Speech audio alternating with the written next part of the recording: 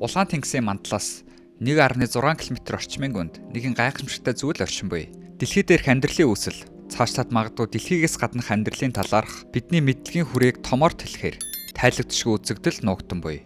2020 онд Ocean Explorer судалгааны хөлөг Улаан тэнгисийн гүн рүү шумбагчийг илгээв. 8 цагийн турш ёроолыг нэгтсэн ч тэд юу ч олсонгүй. Мөнхийн харанхуйд орших амьгууд цөлмөт хоосон орчин л байлаа. Хайгуул амжилтгүй болж буцах гэж байх мөчид шумбагчийн гэрэлд нэгэн зүйл харагджээ. Далайн ёроолд хавтгай хэлбэртэй, ойролцоогоор 20 м өргөнтэй харанхуйд хол шиг бүрхэг дүрс байлаа.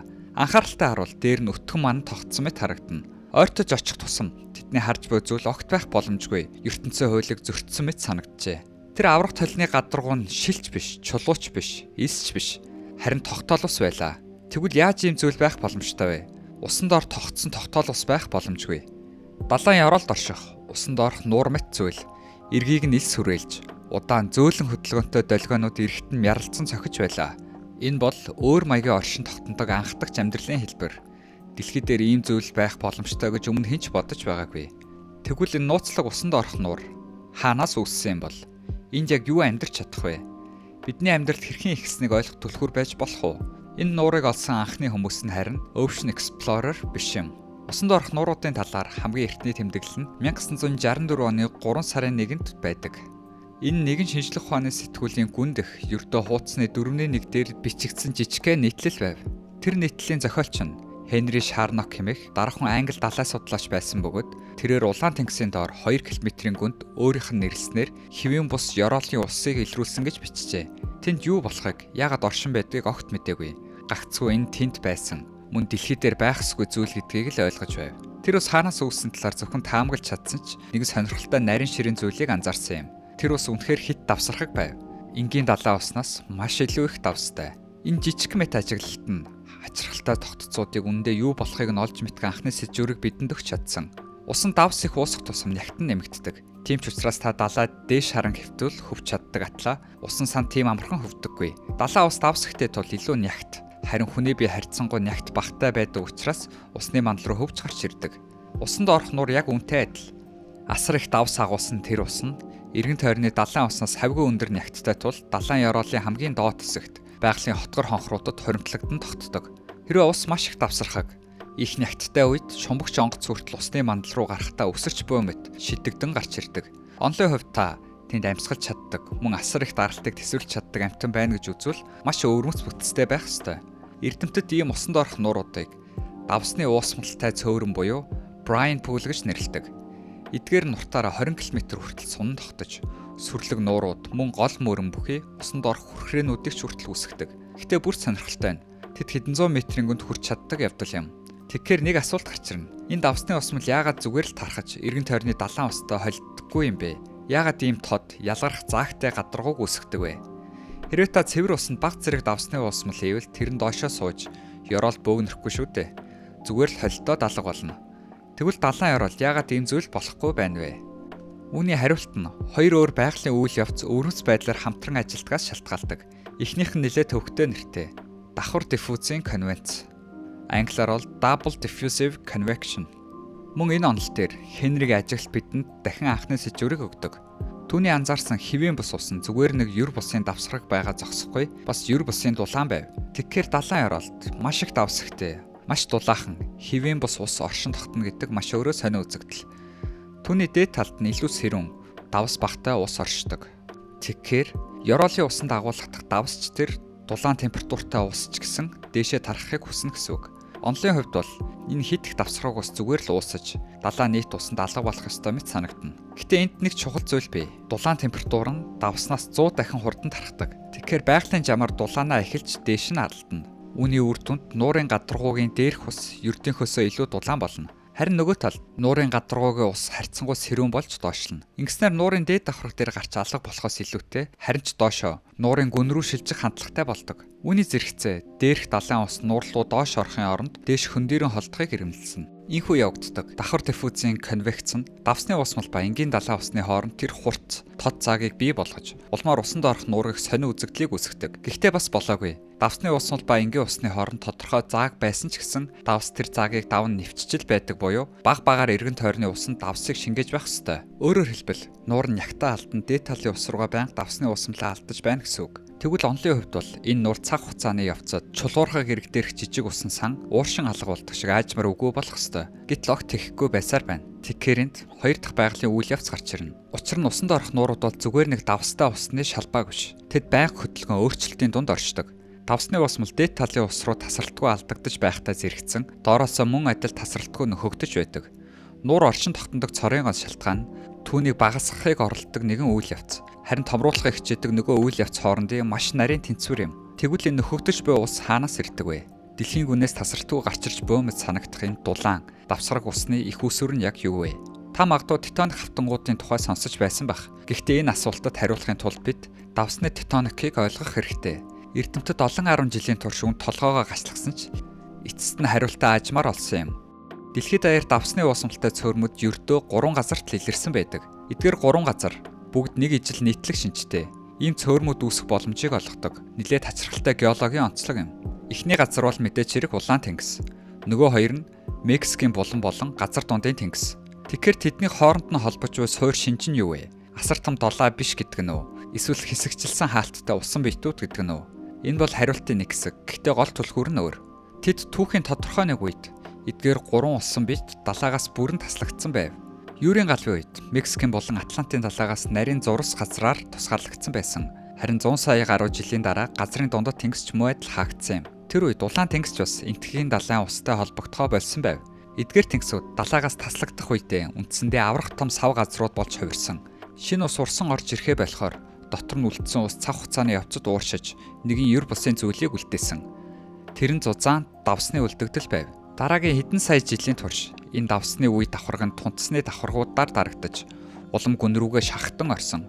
Ийхүү нэгэн цагт татаж хэрэгсэн эдгээр сав газрууд эцэстээ дахин далайтай холбогдож далайн усаар дүүрэх үед маш өвөрмөц геологийн нөхцөлийг бүрэлдэн тогтоосон юм. Дээрээ далай, доороо асар их хэмжээний давсны хоримтлалтай. Энэ хоёрын дунд орших тунцсны давхаргын ачаар давс далайн устай шууд хүрэлцдэггүй. Цаг хугацаа өнгөрөх тусам тунц улам зузаарсаар давс газрын зардалсын гүн рүү улам их дарагдахад нэгэн гайхамшигтай зүйл тохиолдно. Дээрх тунц хэтэрхий хүнд болж, доорх давсыг шахан дарах ба үүний улмаас давс шилжиж хөдөлж эхэлдэг. Давсны тектоник гэж нэрлэгддэг энэ үйл явц нь тунцсны давхаргыг гажуудуулж хагарал үүсгэдэг. Энэ хагарлуудаар далайн ус аажмаар доош навчиж орж, доорх эртний давстай холилдно. Ингэснээр газрын гүнд туйлын өндөр агуулмжтай давсны уусмал үүсдэг. Тундас цаашид хөдөлж шилжсээр байх үед дэлхийн дотоод дулаанаар халсан тэр гүний давсны уусмал шахтан дээш гарч далайн яроолт тогтдог. Ингээд л эцэст нь бид усанд орох нууртай болсон байна. 2018 онд Мексикийн буланд хийсэн нэгэн шумбалтын үеэр Америк нэгдсэн улсын далай агаар мандлын үндэсний захиргаа болох NOAA-ийн экспедицийн бүрэлдэхүүнд алсын удирдлагатай аппаратаар далайн яроолыг нэгжиж намхан тавгарыг даван харахад доор нь тунцсаар хүрээлэгдсэн нэгэн хотгор хонхор харагджээ.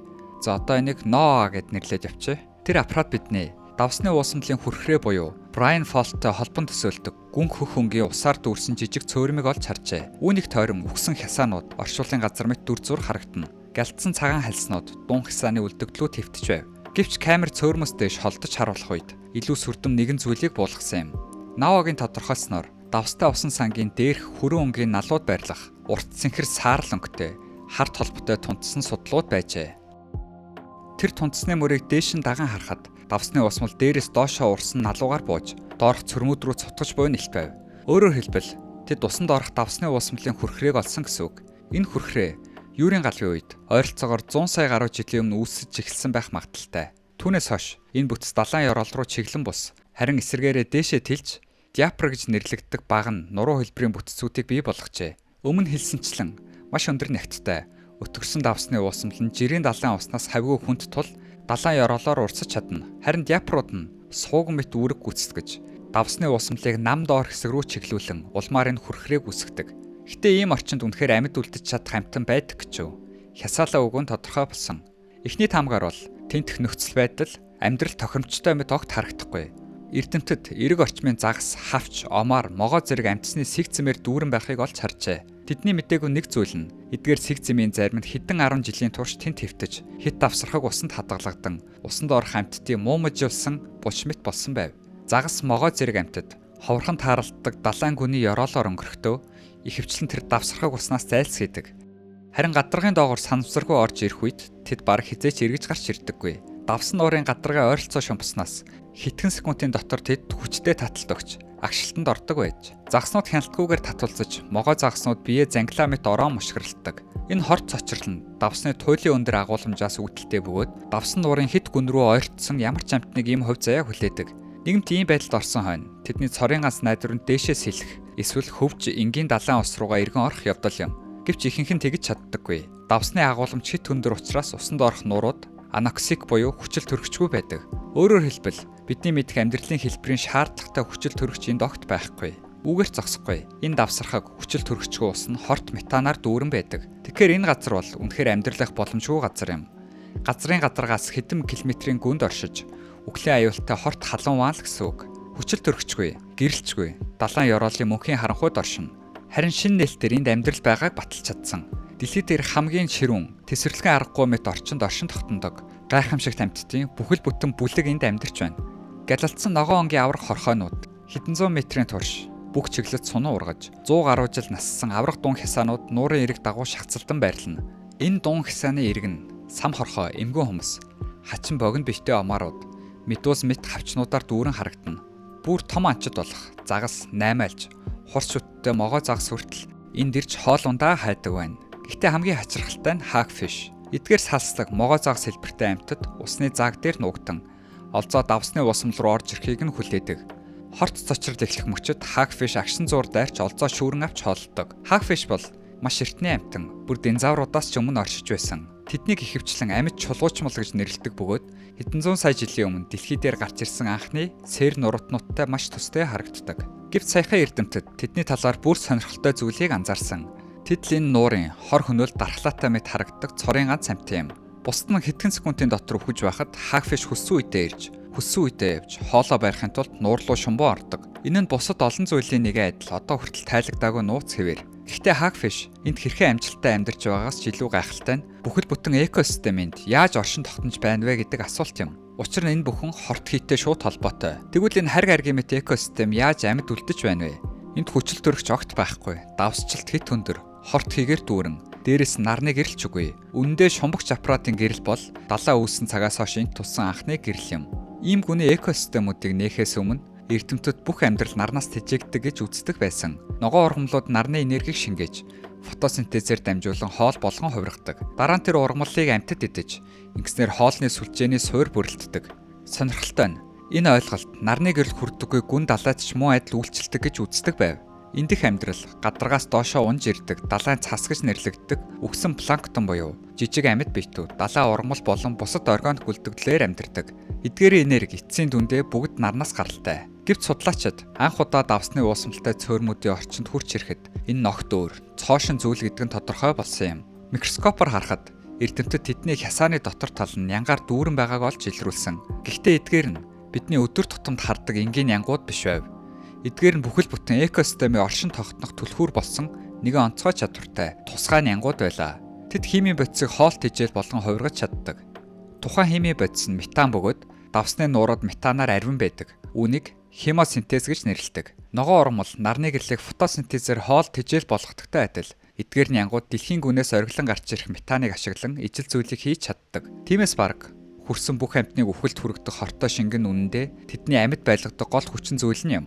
Тэгэхээр тэдний экосистем нь нарны гэрэл бус метан буюу бидний хувьд хорт хийдээр тулгуурладаг. Янгууд нь хясаануудын загалмайн гүнд амьдарч хоорондоо харилцан хамааралтай байдаг. Эрчим хүчээр хангаж өгснөх нь хариуд хясаанууд нь янгуудыг шүүж хооллогчдоос хамгаалдаг. Үүний зэрэгцээ тэд өөрсдийн дунд амьдарч хоолддог сам хорхой, далайн хавч, крабууд оргонох орон зайг мөн бүрдүүлж өгдөг. Нарны энергиэс бүрэн хараат бус, өргөн удам атлаа, бусад талаар амьдралгүй ёроолын тэгш талын яг дунд ийм их амьдрал төвлөрсөн эрдэмтдийг маш ихээр гайхшруулжээ. Яг үндэ тэдний хувьд эдгээр эртний амьд биетүүд нь амьдрал анх хэрхэн үүссэн байж болох тухай шинэ онолыг дэвшүүлэхэд хүргэж байна. Харин одоо цагт 2025 онд бараг 4 тэрбум жилийн өмнө дэлхий дээрх анхны амьдрал ийм орчинд бий болсон байж магадгүй гэж эрдэмтэд улам бүр судалсаар байна. Энэ нээлтээс өмнө огт өөр түүхийг ярьдаг байв. 1871 онд бичигдсэн сараацсан нэгэн загтал дээрээ Чарльз Дарвины хэлснээр бол амьдрал анх янз бүрийн аммиак болон фосфорын давс агуулгдсан дулаахан жижиг цөөрөмд бий болсон байж магадгүй гэсэн саналыг дэвшүүлсэн байдаг. Анх харахад тиймээс санагдаж болох ч дайрны жижиг цөөрөм нь усан доор хорчин биш. Харин дулаан, гэрэл, цахилгаан оршдог гүйхэн төрөлхийн усан сан байжээ. Ингэснээр анхдах шүл хэмээх түгээмэл онолыг бий болсон бөгөөд амьдрал нь дулаан, шимт хичээлээр баялаг хадрахаг усан санд аянх цахилгаан цохиулсан мэт гинэт бий болсон гэж төсөөлдөг байв. Энэ санаа нь бараг 100-ны турш орчсоор ирсэн. Гэвч 1900-аад оны сүүлээр бид давсны нуурууд шиг далайн гүний хемосинтез орчнуудыг нээхэд амьдралын үүслийн талаар бидний мэддэг гэж бодож байсан бүх ойлголт оронгороо ирсэн юм. Хэрвээ ямар нэгэн амьдрал нарнаас хамаардгүйгээр тодорхой оршиж чаддаг бол яг ийм маягаар эхэлсэн байж болох уу? Анх олдсон ийм төрлийн хемосинтезийн орчин үндэ давсны нуур биш, харин гидротермал яндан гэж нэрлэгддэг зүйл байв. Гидротермал ядангууд нь далайн гүний ёроолт орших асар том, утаас авсан яндан мэт байгаламжууд бөгөөд дэлхийн гүнээс хит халуун химийн шөлийг асар ихээр цутган гаргадаг. Давсны нууруудтай адил энэ орчинд эрдэмтэд асар их амьдрал байгааг олж илрүүлсэн бөгөөд тэд нарны энергиэс бус харин химийн төр шөлөн дагуулгадаг энергийг ашиглан амьдарч байсан. Уг энергийг мөн л адил хемосинтезийн янгууд ашиглаж байсан. Энэ нээлт жинхэнэ утгаараа хувьсал байв. Өнөөдөр ч гэсэн тэднийг анх нээснээс хойш 50 гаруй жил өнгөрсөн ч уламжилт үзэл бодлоор гидротермал ядангууд нь дэлхий дээр хамгийн анхны амьдрал үүссэн байх магадaltaй газруудын нэг хэвээр байна. Давсны нууруудыг нээхээс өмнө хит их давсгараг орчинд амьдрал оршин тогтно гэдэг төсөөлшгүй зүйл байв. Харин сүүлийн жилүүдэд тэд нянгаар баялаг, мөн нарийн төвхтэй амьдрал оршдог нь илэрснээр амьдралд хэрхэн хаан тисэж үлдэж чаддаг талаарх ойлголтын хүрээ ихээхэн тэлсэн. Үүнээс гадна амьдралын өлгийн нутаг нь давсны нууртай төстэй орчин байсан байж магадгүй гэх онол бараг л батлагдаад байна. Бид амьдралыг 3.5-аас 4 тэрбум жилийн өмнө далайн хаан ихтэй үүссэн гэдгийг мэднэ. Харин энд нэг сонирхолтой зүйл бий. Эрдэмтдийн үзэж буугаар тухайн үеийн дэлхийн анхдагч далайнуудын нэгдүгээрт хүчил төрөгч багтай, хоёрдугаарт метанаар баялаг, гуравдугаарт маш их давсархаг байсан гэж үзв. Хүчил төрөгч багтай, метанаар баялаг, муу их давсархаг өөр ямар орчин байдаг вүлээ? Мэдээж хэрэг давсны нуур.